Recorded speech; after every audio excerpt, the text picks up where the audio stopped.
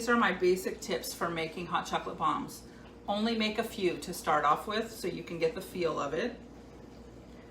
Add some chocolate, paint all the sides, look at all the angles, paint more chocolate, look at it, look at all the angles, paint more chocolate.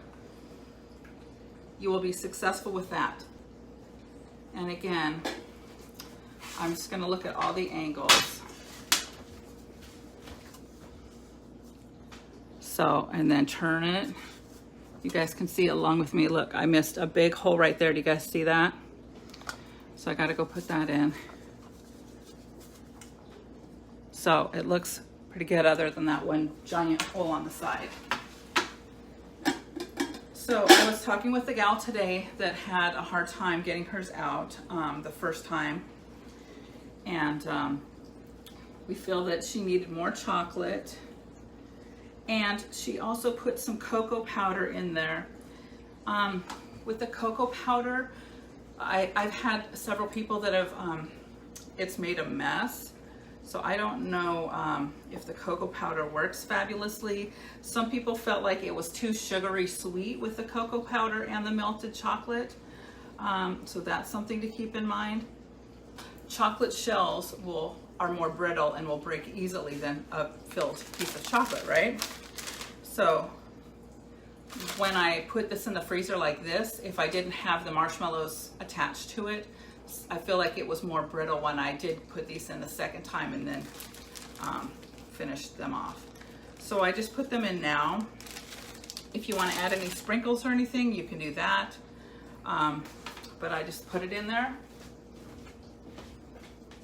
And then I'm going to add another tablespoon of the melted chocolate on top. So I'm just going to put a little drop of chocolate on there.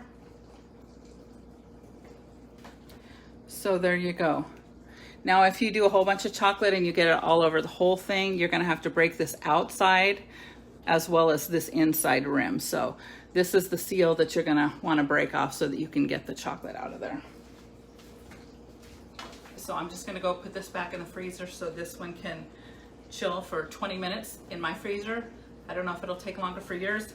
Feel the bottom and see if it's hard, because if it doesn't feel hard, put it back in there for a while, okay? Break the seam, pop it out, you're good to go. I helped a friend who was having some problems getting hers to work. She had a chest freezer and hers took about an hour, so the air wasn't circulating as well. So just like ovens differ, freezers can as well. So I want to show you how to break the seal.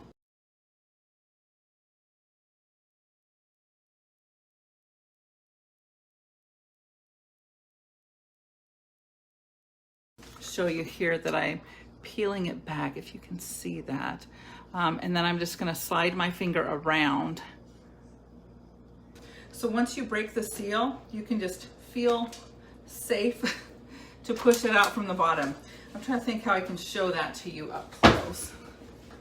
But you can just really push it out there on the bottom. And that comes out in one big piece. You can see I have a little tiny hole there, little tiny hole there. So you can be creative and just add your decorations of chocolate and things over the top of that if you'd like. So now I broke the seal on this one. You can see that it's pulling away, hopefully. I'm gonna push up. There it goes. And then it easily pops right out.